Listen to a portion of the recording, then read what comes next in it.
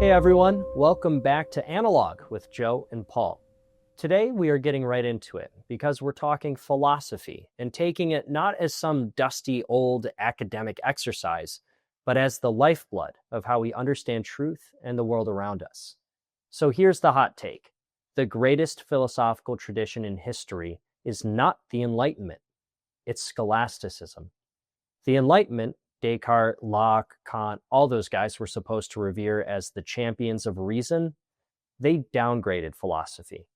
Meanwhile, the scholastics like Aquinas, Albert the Great, Bonaventure, they built something timeless.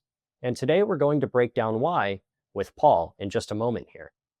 Think about it like this. The scholastics weren't afraid of the hard questions, like, what is truth? What is the nature of God? How does reason lead us to him? They didn't pit faith against reason, they correctly married them. Aquinas didn't say just believe blindly or only trust what you can see. He showed how faith and reason fit together, like a two-piece puzzle that creates a clear picture of the truth. But then the Enlightenment shows up, and instead of building on that wisdom, it tears it down. Descartes says, I think, therefore I am. All right, cool. But the scholastics already knew the mind could grasp reality because God designed it to. Locke says knowledge comes only from experience, ignoring the deeper metaphysics the scholastics mastered. And Kant, he basically says we can never really know reality at all. And what kind of defeatist philosophy is that? Here's the real problem. The Enlightenment traded certainty for doubt. It took a craft that sought objective truth and replaced it with whatever felt right. The scholastics gave us a universe with meaning, order, purpose. The Enlightenment, a fractured world where truth is whatever works for you. And look around. Is that really working for us? A culture lost in subjectivity where nothing is sacred, where even basic truths are up for debate. The scholastics would not have stood for that. They believed in real answers, a cosmos wired for truth because it was designed by truth himself. So today we're going to push back a little bit. We're reclaiming the intellectual tradition that built universities, shaped laws, and sought wisdom, not just clever arguments. If we want real answers again, maybe, just maybe, we need to rediscover the giants who came before the so-called Age of Reason. Paul, let's dive in here. The one thing that I wanted to put into the opening monologue, but I felt was more prudent for the discussion as the first part of our conversation, was this idea of switching out definitive answers, the objective truth, and instilling doubt. When writing that open, I couldn't help but wonder, was it more of let's instill doubt because we really don't know? Or was it a almost subconscious drive by these Enlightenment philosophers to find any argument possible to allow them to continue operating in a non-virtuous way, in a vicious way? I don't know if I explained that well or asked it correctly. Yeah, Did I land the plane? Yeah, I'll reply with Voltaire's statement, and you should memorize this. Everybody should. He said that reason is the harlot of man's desire. Think about that. Harlot is a whore. Oh yeah. So we can use reason once it's been unhinged from faith. It becomes just an instrument to make excuses for anything we want to do. We can justify. It becomes the means of justifying our most unworthy and selfish, self-centered, narcissistic, power-hungry tyrant within. We all have a inner tyrant to one degree or another. And I think particularly when you're very intellectually gifted, you have an inner tyrant bigger than most. Just like would probably have a brain bigger than most. You've got an inner tyrant and a self-pride. It's very hard to a pride. Pride grows with capacity. So reason is the harlot of man's desire. And they divorced reason and faith. They did that really through the skeptic. They really used skepticism and ambiguity as their means. Skepticism they applied to everything. We can't be sure about anything. Agnosticism, we can't be sure about anything. That way, everything becomes. If you want to reshape something, you've got to break everything down that's there and shake the heck out of it to get rid of all those natural and logical connections, and then you can replace and fit things back like a bad puzzle, a jigsaw puzzle, where if it doesn't fit, you just take the hammer and the scissors and the glue and you cut pieces to make it all work, and you make it whatever picture fits your particular inclinations. And that's exactly what they did. And then that spirit really took hold after the Reformation. The Reformation really allowed academia to become unhinged, unhooked from the authority of the church, which was part of really drove, particularly in Germany, really drove the Reformation. The Reformation was in Germany. The protest was in England. The Reformation was really driven by Erasmus, who was a great influence and very powerful thinker, very bright. He was a close friend of St. Thomas More, but he actually provoked Luther. He used him as a puppet. He provoked this big dope, basically, to go and keep pushing against the church, and he pushed him and pushed him and pushed him, and then he backed off, and went back to the church, and then Luther kept on going and stepped over the edge and broke from the church. So that gave the intellectual class in academia, that gave them the license now that they could just pursue anything that they wanted to without the structure and the authority of the church. And half of the universities, which Catholic means universal in Greek. So these are all Catholic institutions of higher learning. They all were. And at least half of them in all the Protestant countries, along with all the endowments and everything else, fell over to the Protestants, which was really just falling into the hands of the government.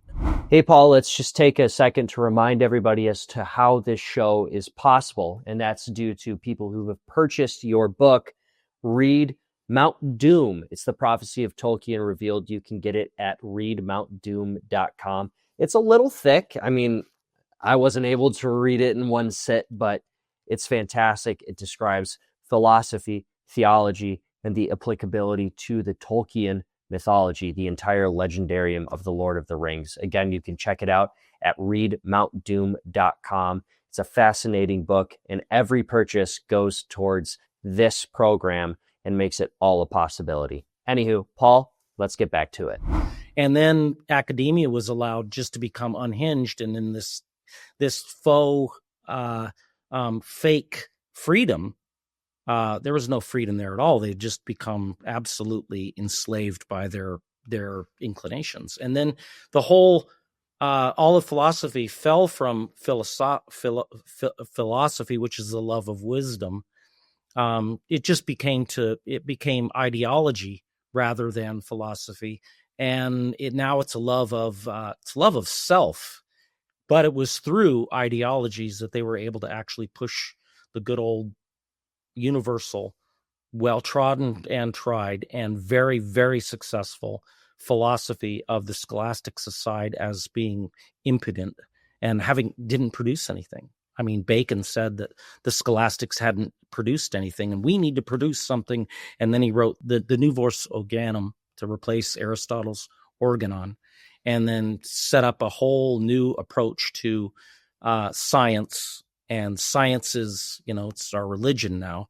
But the meaning of science, what science is systematized knowledge of any object of thought. And the listener should remember that too. That's what science is. It's systematized knowledge of any object of thought. So they take science, and particularly the particular sciences, mathematics, astronomy, archaeology, biology, even history, and they're able to actually now, in this new prideful, arrogant academic setting where they're really glorifying man, they're not glorifying God anymore. They've pushed God aside, and it's all about me is their favorite song. And then they all these different academics gave each other license and the freedom to publish and promote these half-baked, half-cocked ideas of how things are.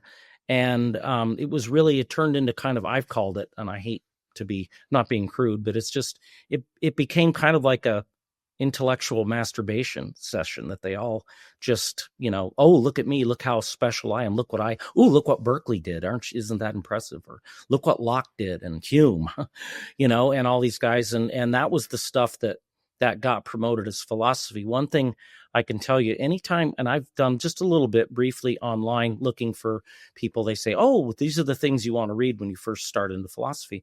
They mix Aristotle and Plato. They might touch on Aquinas a little bit.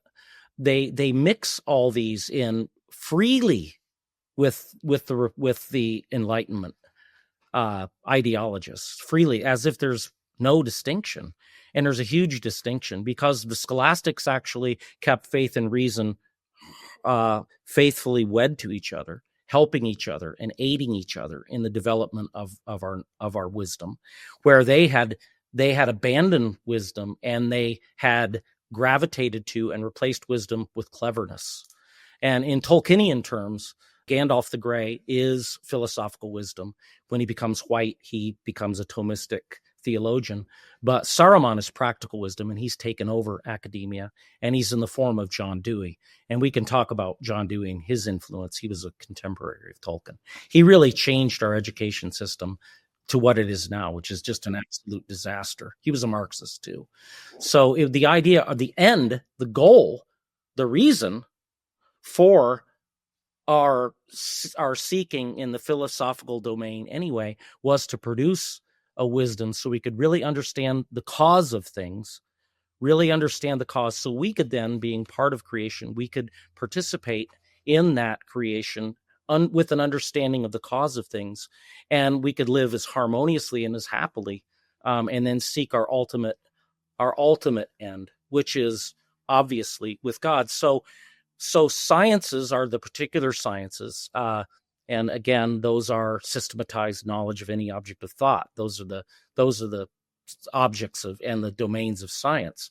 Those are all brought together. The scholastics call the hegemony over all of these, the domain over all of these is philosophy. Philosophy attempts to bring all this knowledge together, not specific knowledge about each individual little thing, but as Aristotle described, I think in Metaphysics, he described it as the true scientific knowledge is the general knowledge. It's not the specific knowledge. It's the general knowledge. It's what helps build wisdom. We understand, we bring all these specific sciences together so we can organize them and make them all fit together harmoniously. That's what philosophy does. And then by design, but God's design, then the mind is ultimately led to theology, and then we seek the creation and the cause of everything. And that's in theology, and that's the discourse or the science of God. The Enlightenment wanted nothing to do with God. So they got rid of metaphysics, and they called anything that wasn't a phenomenon or material that we could beat each other over the head with and taste or whatever, or measure, because they got rid of the science of being, of the three sciences, being, quantity, and motion. They got rid of the science of being. They stuck with just quantity and motion, physics and mathematics, and they called anything that we couldn't touch, taste, and feel, they categorized that as superstition. And that left a great hole in the mind of Western civilization, and that's where the occult came in to fill that hole. And the occult gained great traction during that period of time, and because we had pushed metaphysics out into the realm of the superstition. So then what happened was we developed only with quantity, with mathematics and motion now, and we couldn't use anything that was superstitious, or we couldn't see in the material world. That was all just, don't pay attention. There's nothing there. You're an idiot if you look at anything beyond the concrete world.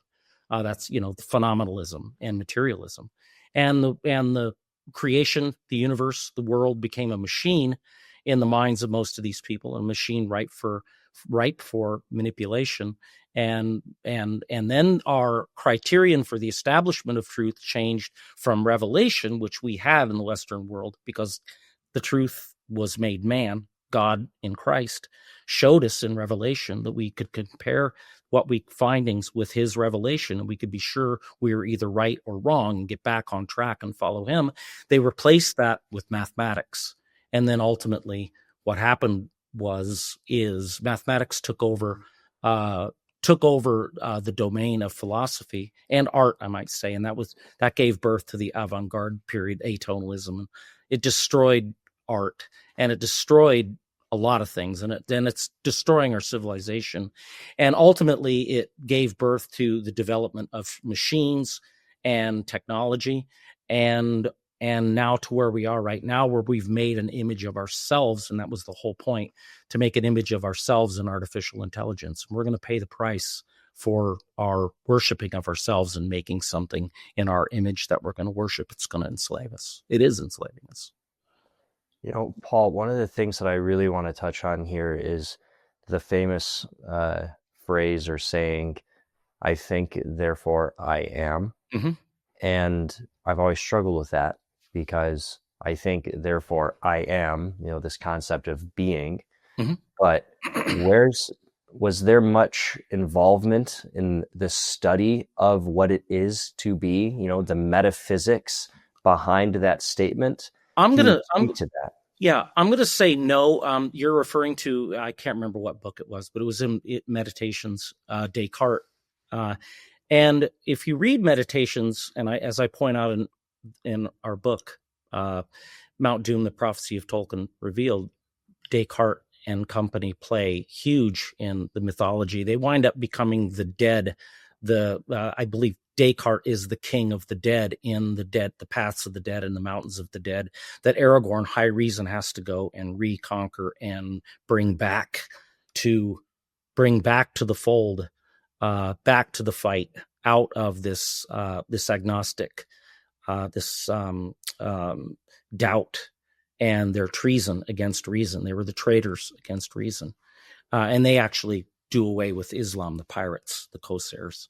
So that was from Descartes' Meditations. And if you read Descartes' Meditations, what he does, like I believe I pointed this out in our last conversation briefly, he's undoing, I believe it's the cave, the tribe, the marketplace, and the theater. Those are the things that influence us, that give us our beliefs and our understandings and our knowledge. And Bacon declared that we had to get rid of all those things and start over again. Everything has to be started over again. Why? Yeah, because they were arrogant and they were prideful, and they and it didn't serve man as God. It didn't serve the God man, me being the God man, not Christ. Okay. It didn't service that wasn't a means to their end. Their end was glorifying man and getting rid of God. It's all demonic.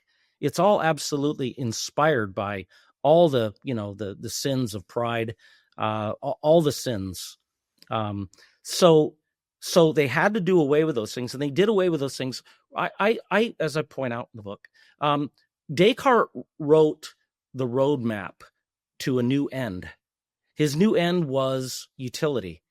His new end was practical knowledge, wealth, long life, endless health. Bacon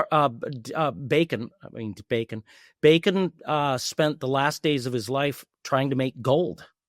I mean, this pretty much tells you, the final productive time in this man's life, this great thinker, he's just trying to get rich, and it's a real shame. Aristotle in Metaphysics, I believe, right in the first book, made it very clear that this type of knowledge has nothing to do with true wisdom.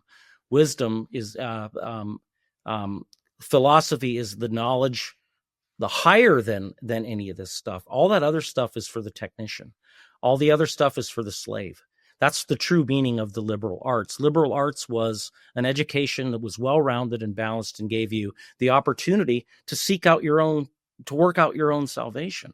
It wasn't to educate you so you could become rich. Well, that's what it became after the Reformation and for the Enlightenment. So they had to break away. If you're going to have a revolution, you've got to you bring in a new idea, okay? Then you have to burn down the old. If you look at the French Revolution, that's the same. And the French Revolution is a byproduct of the Enlightenment, but that's why the church suffered so much. So, I mean, what we have to realize is Bacon and Descartes together. Bacon wrote the roadmap. Descartes picked up the roadmap about 20 years later and read the roadmap diligently and then worked out his own advancement and called all of the intellectual, prideful academic class to follow him and to follow him under the banner of we're gonna show what's true and we're gonna show it according to what we perceive as proofs. Okay. And he marched most of the prideful, arrogant, and very talented class off into this Enlightenment age where everybody could, and it was vainglory, totally vainglory. But then, so they're marching off with this new idea against the old. And then who brought up the rear in the Enlightenment, who really brought about the final phase of the Enlightenment and the final divorce between faith and reason was Pierre Bayle. And Pierre Bayle was the ultimate skeptic. Pierre Bayle actually wrote the first encyclopedia.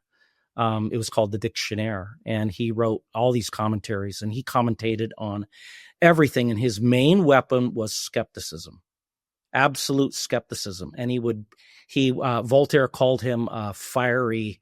I can't remember the poem that Voltaire wrote about him, but in Tolkienian terms, the Balrogs are spirits of pride. And the one in Moria, which is the halls of academia, Isengard's the Ivory Tower, blackened, turned with Saruman, now John Dewey, leading the show. But what happened is this spirit of pride, academic pride, this burning man, like Voltaire had kind of indicated, but it was this demon, this monster from the past, was Pierre Bayle and Balrog.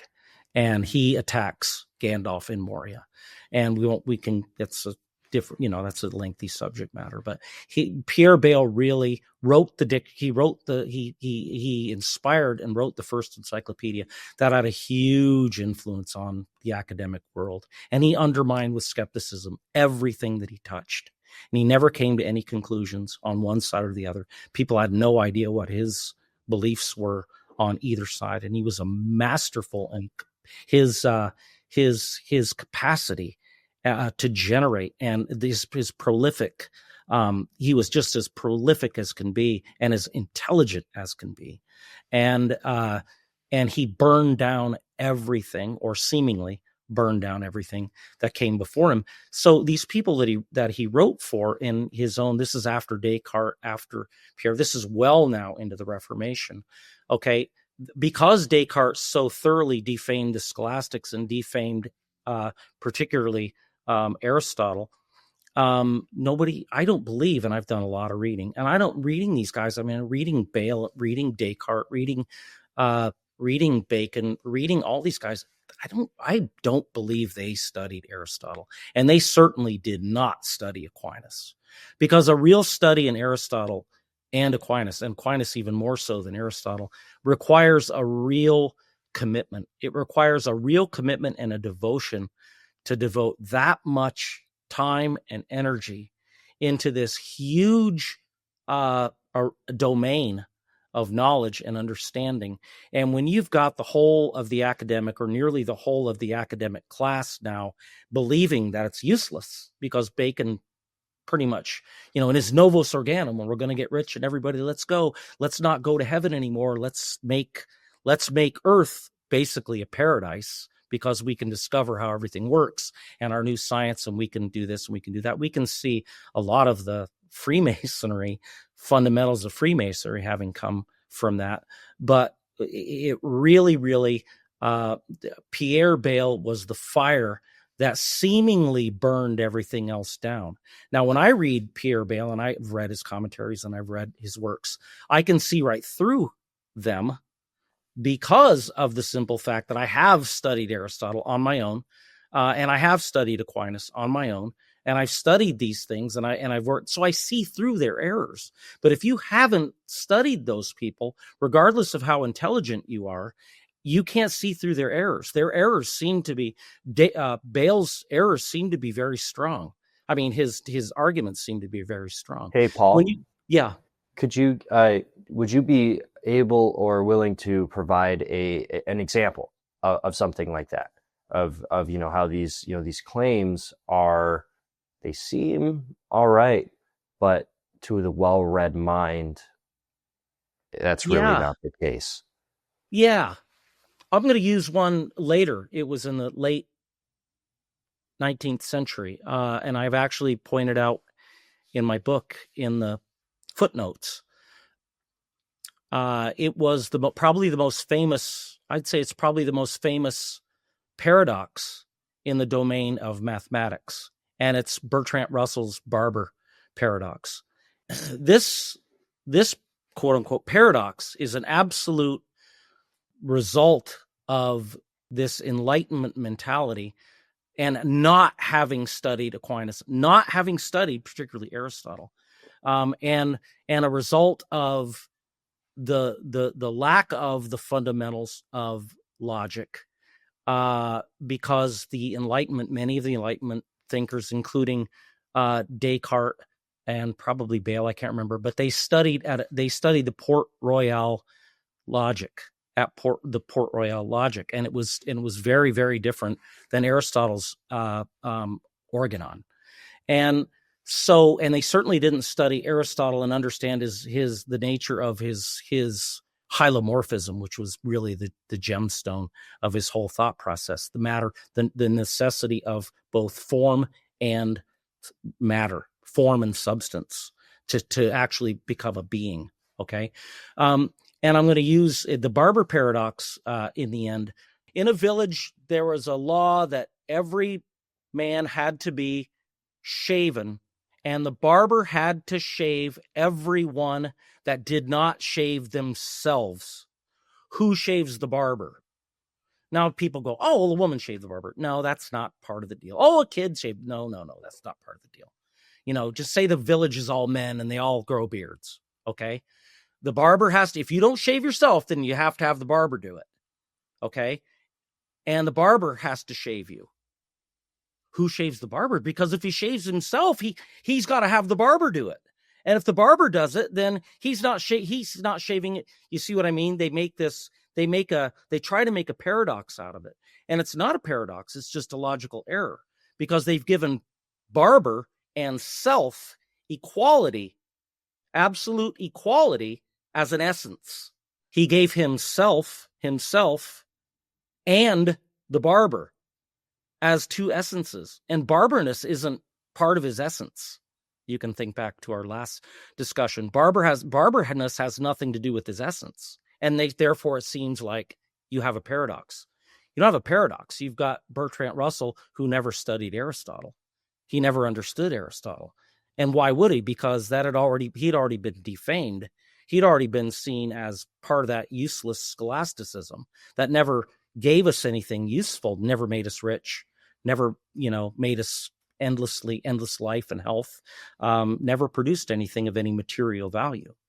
And so like I said before, if you're not really motivated to study these people, it's a lot of work. And if you can get around it, and I think I've never read an Enlightenment thinker, quote unquote, an Enlightenment sophist. I've never read an Enlightenment sophist who I could say, wow, they've studied Aristotle, or they've studied Aquinas. Doesn't happen. And so therefore, all kinds of logical errors and all kinds of errors that we perceive about ourselves, about our place in creation, and about the Creator and our relationship with the Creator are polluted and destroyed. And then when you add into that the dissolving solvent of skepticism, started by Pierre Bayle, really started by Descartes in his Meditations, but then really came to a material product in his dictionary and his commentaries that really influenced Western civilization in our art and in academia. And we went down this rabbit hole that we're in right now. What's at the end of this rabbit hole is this machine that we've made in our own image that we're going to worship in the dark and is going to destroy us.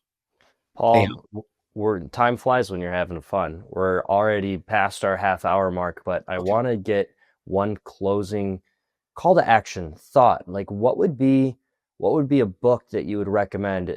Probably Aristotle's Metaphysics, but a resource for people to look at to say, all right, I really want to start getting an understanding of how to combat a lot of this Enlightenment philosophy, things that derive into existentialism, relativism, communism, all stem from these.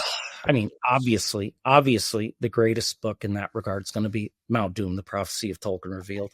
Plug, it does have a lot, but aside from that, from someone who's just getting started, if you go online and say, what should I read when I'm just getting into philosophy? Don't do that. Don't read those things. I think I saw one guy that started with Plato, and I thought, wow, hey, this is great. And then I think he said a little bit about Aristotle. And I think he actually said something about Aquinas. Then he jumped right in to Hume and Descartes and Locke and Berkeley and these. And then I realized he made no distinction between these people. But if I was going to just start and pick up, and I wanted to make advancement in philosophy, understanding that the philosophical quest is the quest for truth, and there is truth, and it can be discernible, it can be discovered, and it can be applied to ourselves. And when we seek to discover truth with the intention to willingly apply it to ourselves, we are actively wise. If we just seek truth, but we don't intend to apply it to ourselves, we're only potentially wise. So, I mean, wisdom, in my definition of wisdom, because philosophy is the love of wisdom, my definition of wisdom is where the will and the intellect, Tom Bombadil and Goldberry in Tolkienian terms, Tom is the will, Goldberry is the intellect. When they come together and the objects of their domain agree, the object of Tom's domain, the will, is the good, the true good, not the apparent good. The apparent good is all kinds of deception. People think that another shot of heroin is a good. Okay, it's not. The true good, when the true good lines of the will, that's the absolute highest end for the will, lines up with the absolute highest end of the intellect, Goldberry, the conscience. And her end domain is the true, the absolutely true. So when the absolute good is aligned with the absolute true, you have potential wisdom. Now, I've discovered for myself and determined that it has to have the application of the will, and you have to put it into action. And therefore you become wise, and you're working your way toward God is what we're supposed to be doing. And that's ultimately what philosophy is supposed to be doing. But if you're going to read, I can't think of a book that's going to put it all together. I do a pretty good job in Mount Doom. But it's a heavy book, and I don't know about Gen Zers. I don't think there's many Gen Zers. I would start with Plato. His dialogues, and you start to understand the Socratic method and the nature of dialectics. You advance by one conclusion at a time. And that's how we can actually reach out into the unknown, into the immaterial realm, without just being like another animal where we need to feel our way and grope our way through when it becomes dark. We actually use these instruments where we can reach into the unseen, the intangibles, and we can learn how that's done, that process, very easily by reading the dialogues of Plato.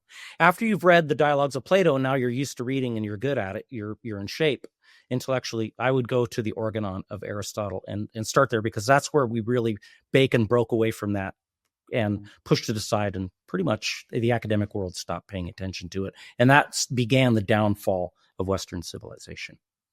Awesome. Oh my gosh. I'm going to have to go back and watch this episode myself just to absorb all the information that you covered, Paul. Thank you so much. Yeah.